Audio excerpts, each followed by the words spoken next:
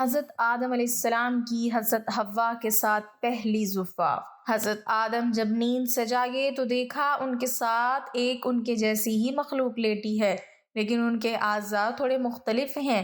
اس لمحے اللہ نے شہوت کو پیدا کیا، جس سے آدم کے دل میں اس عورت کو چھونے کی چاہت پیدا ہوئی۔ آدم نے سب سے پہلے حوا کے جس عضو کو پکڑا، بسم اللہ الرحمن الرحیم، نسل انسانی کے وجود میں آنے سے 2000 سال قبل رب العزت نے کائنات کو تخلیق فرمایا۔ زمین پر جنات کو حکمرانی دی جو آگ سے پیدا کیے گئے تھے، اور آسمانوں پر نور سے پیدا کیے گئے فرشتے و ملائکہ تھے۔ وہ ہر وقت عبادت الہی میں مصروف عمل رہتے۔ جنات آگ سے پیدا ہونے کی وجہ سے آتش مزاج کے حامل تھے۔ سرکشی، بغاوت، دنگا فساد اور خون ریزی ان کی سرشت میں شامل تھی۔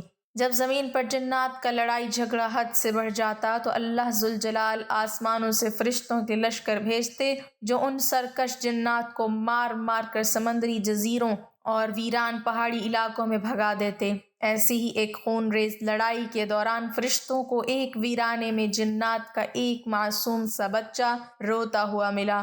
اس کے والدین شاید جنات کی جنگ میں کام آ چکے تھے۔ فرشتوں کو اس معصوم صورت جن بچے پر ترس آ گیا، چنانچہ رب کائنات کی اجازت سے فرشتے اس بچے کو آسمانوں پر لے آئے، جہاں وہ اللہ تعالیٰ کی عطا کردہ ذہانت کی بنا پر بہت جلد معلم الملکوت کے نام سے پکارا جانے لگا۔ سعید بن مسیب فرماتے ہیں کہ یہ آسمان دنیا میں فرشتوں کا سردار تھا۔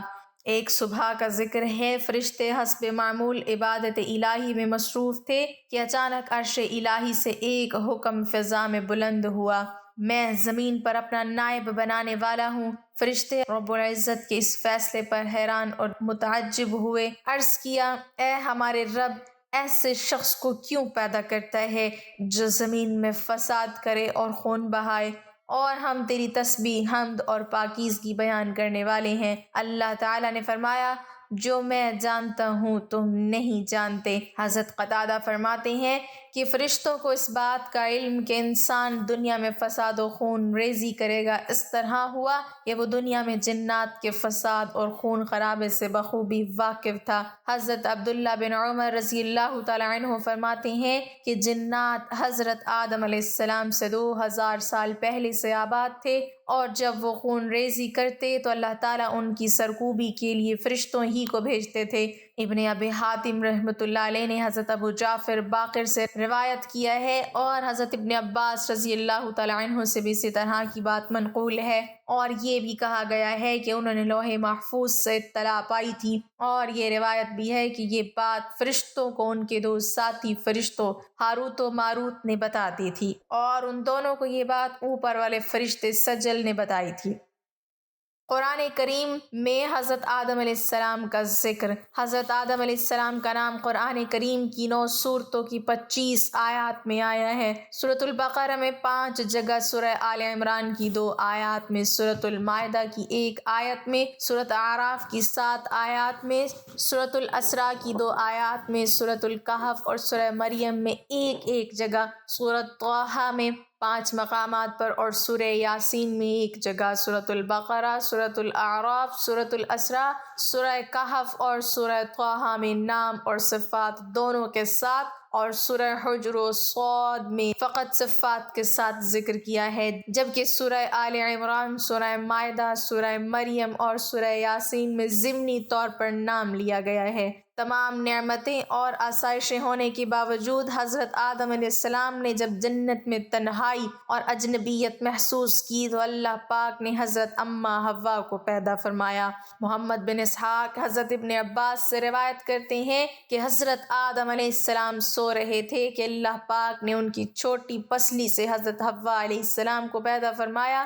جب حضرت آدم علیہ السلام نیند سے جاگے تو دیکھا کہ ان کے پاس ایک ایسی مخلوق لیٹی ہے جو ان سے کچھ زیادہ مختلف نہیں ہے۔ تفسیر ساوی شرح اور رضاکی پر لکھا ہے، جب حضرت آدم علیہ السلام نے اپنی ہی جیسی خوبصورت مخلوق کو اپنے پاس لیٹے دیکھا تو ان کی طرف دست مبارک بڑھانے کا ارادہ فرمایا، تو فرشتوں نے عرض کی کہ ٹھہر جائیں، پہلے ان کا مہر ادا کریں۔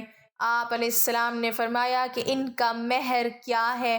فرشتوں نے عرض کیا ان کا مہر یہ ہے کہ آپ ہمارے سردار محمد مصطفیٰ صلی اللہ علیہ وسلم پر 10 مرتبہ درود پاک پڑھیں۔ چنانچہ آپ علیہ السلام نے درود پاک پڑھا اور فرشتوں کی گواہی سے آپ علیہ السلام کا حضرت اماں حوا علیہ السلام سے نکاح ہو گیا۔ روایت میں یہ ہے کہ حضرت آدم علیہ السلام اور حضرت حوا علیہ السلام 60 سال تک جنت میں رہے، لیکن ان کو حق کی زوجیت ادا کرنے کا حکم نہ تھا اور نہ ہی بچہ پیدا کرنے کا۔ حضرت آدم اور حضرت حوا علیہ السلام بڑے آرام و سکون سے جنت میں رہنے لگے۔ اس عرصے میں دونوں پر جنت کے کسی بھی حصے میں جانے پر پابندی نہ تھی سوائے شجر ممنوعہ کے۔ شیطان اب ان دونوں کا کھلا دشمن تھا اور اپنی سزا کا بدلہ لینے کے لیے بے قرار بھی۔ اس کی شدید خواہش تھی کہ یہ اللہ کے حکم کی خلاف ورزی کریں۔ پھر شیطان نے ان دونوں کے دلوں میں وسوسہ ڈالا تاکہ ان کی شرمگاہیں جو ایک دوسرے سے پوشیدہ ہیں بے پردہ ہو جائیں۔ حضرت آدم علیہ السلام اور حضرت حوا کے لباسوں کے متعلق یہاں پر 2 طرح کی روایات ہیں۔ ایک روایت تو یہ ملتی ہے کہ جنت میں ان دونوں کا لباس بھی جنتی تھا، جس میں ان دونوں کے سروں پر تاج بھی تھا، جبکہ دوسری روایت کے مطابق ان کے جسم جنتی درختوں کے پتے تھے جن سے ان کے سطر ایک دوسرے سے پوشیدہ تھے۔ اب شیطان روز ان کے دلوں میں وسوسے ڈالتا اور ایک دن کہنے لگا تمہارے رب نے تم دونوں کو اس درخت سے اس لیے منع فرمایا ہے کہ کہیں یہ پھل کھا کر تم دونوں فرشتے نہ ہو جاؤ یا کہیں ہمیشہ زندہ رہنے والوں میں سے نہ ہو جاؤ۔ شیطان کی شیطانی اور بہکاوی باتیں سن کر حضرت حوا سوچنے پر مجبور ہو گئیں۔ آخر کار شیطان کی مسلسل کوششیں اور سازشیں رنگ لے آئیں۔ اس نے حضرت حوا کو پھل کھانے پر راضی کر لیا۔ ایک دن حضرت حوا نے حضرت آدم علیہ السلام سے کہا کہ ہم اس شجر ممنوعہ کا ذرا سا حصہ کھا کر تو دیکھیں، آخر وہ کیا راز ہے جو اللہ نے اسے کھانے سے منع فرمایا ہے۔ شروع میں تو حضرت آدم اس کے لیے قطعی طور پر تیار نہ تھے، لیکن پھر حضرت حوا کے مسلسل اصرار پر بدل نخواستہ وہ بھی راضی ہو گئے۔ خیر حضرت آدم و حوا پھل کھانے پر تیار ہوئے اور ابھی پوری طرح پھل چکھا بھی نہ تھا کہ ان کی شرمگاہیں ایک دوسرے پر عیاں ہو گئیں، جس پر دونوں نے پریشانی کے عالم میں جنت کے درخت کے پتے توڑ توڑ کر اپنا بدن چھپایا۔ اللہ نے دونوں کو پکارا اور فرمایا کہ کیا میں نے تم کو منع نہیں کیا تھا کہ اس درخت کا پھل نہ کھانا اور شیطان کے ورغلانے میں نہ آنا؟ یہ تمہارا کھلا دشمن ہے۔ دونوں نے جب اللہ کی پکار سنی تمہارے خوف الہی کے کانپ اٹھے۔ اللہ پاک فرمانے لگا اب تم دونوں ایک خاص مدت تک زمین پر ہی رہو گے، جہاں تم ایک دوسرے کے دشمن ہوں گے اور وہاں ہی مرنا ہے اور اسی میں سے پھر پیدا ہونا ہے۔ پھر دونوں کو زمین کی طرف روانہ کر دیا گیا۔ روایت میں ہے کہ حضرت آدم علیہ السلام ہند میں جبکہ حضرت حوا کو جدہ میں اتارا گیا۔ دونوں ایک دوسرے کو ڈھونڈنے لگے لیکن ایک دوسرے کو ڈھونڈ نہ پائے۔ حضرت سعدی لکھتے ہیں کہ حضرت آدم علیہ السلام جب ہند میں اترے تو ان کے پاس حجر اسود اور جنت کے درختوں کے پتے بھی تھے جن کو انہوں نے زمین پر پھیلا دیا۔ حضرت ابن عباس سے مروی ہے کہ حضرت جبرائیل علیہ السلام حضرت آدم علیہ السلام کے پاس آئے اور گندم کے 7 دانے ساتھ لائے۔ حضرت آدم نے پوچھا یہ کیا ہے؟ عرض کیا یہ اس درخت کا پھل ہے جس سے آپ کو روکا گیا تھا لیکن آپ نے تناول فرما لیا۔ فرمایا تو اب میں اس کا کیا کروں؟ عرض کیا ان کو زمین میں بو دیجئے۔ حضرت آدم علیہ السلام ایک طویل عرصے تک اللہ کی بارگاہ میں روتے رہے۔ ایک دن اللہ پاک کو حضرت آدم علیہ السلام کی گریہ وزاری پر رحم آیا تو اللہ پاک نے حضرت جبرائیل علیہ السلام کو بھیجا کہ آدم کو معافی کی خوشخبری سنا دو۔ حضرت آدم خوشی سے سرشار بارگاہ خداوندی میں سر بسجود ہو کر شکر بجا لائے۔ پھر حضرت جبرائیل علیہ السلام انہیں لے کر مکہ آئے جہاں حضرت آدم نے کعبہ شریف کی بنیاد رکھی اور حجر اسود کو کعبہ کی دیوار پر نصب فرمایا اور اس کا طواف کیا۔ طواف سے فارغ ہو کر حضرت جبرائیل علیہ السلام انہیں جبل عرفات پر لے گئے جہاں حضرت حوا تشریف فرما تھی، لیکن طویل عرصے کی جدائی اور حالات نے بہت سے جسمانی تغیرات پیدا کر دیے تھے، چنانچہ دونوں ایک دوسرے کو پہچان نہ پائے۔ جس پر حضرت جبرائیل علیہ السلام نے دونوں کا تعارف کروایا۔ ناظرین، یہی وہ رات تھی جب پہلی دفعہ آپ کو حیض بھی آیا اور اللہ پاک کے حکم سے پھر حضرت آدم اور حضرت حوا کو کثیر اولاد ہوئی۔ حضرت اماں حوا کے حمل سے جڑواں بچے پیدا ہوتے تھے، جن میں ایک لڑکا اور ایک لڑکی ہوتی تھی، جبکہ آپ دوسری دفعہ امید سے ہوتی تو پھر ایک لڑکا لڑکی پیدا ہوتے، اور اس طرح پہلے حمل سے پیدا ہونے والے بیٹے کی شادی دوسرے حمل سے پیدا ہونے والے بیٹی سے کر دی جاتی تھی، یعنی ایک حمل سے پیدا ہونے والے بچے سگے بہن بھائی قرار پائے۔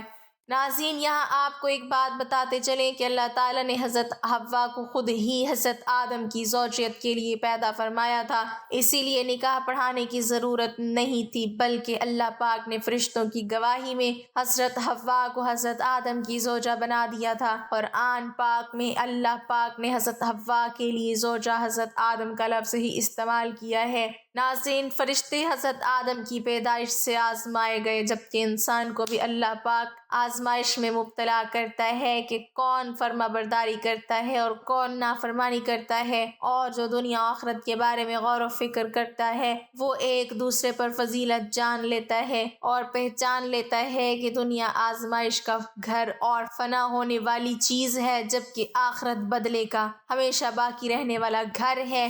لہٰذا ناظرین، ہمیں چاہیے کہ ہم ان لوگوں میں سے ہو جائیں جو دنیا کی ضرورت کو آخرت کی ضرورت پر وار دیتے ہیں، اور بے شک نیکی کی توفیق اللہ پاک ہی کی طرف سے ملتی ہے۔ اللہ پاک مجھے اور اس ویڈیو کو دیکھنے والے تمام افراد کو گناہوں سے دور رہنے اور نیک اعمال کرنے کی توفیق عطا فرمائے، آمین۔ ناظرین، کمنٹ باکس میں اللہ تعالیٰ کے 99 ناموں میں سے ایک نام ضرور ٹائپ کریں۔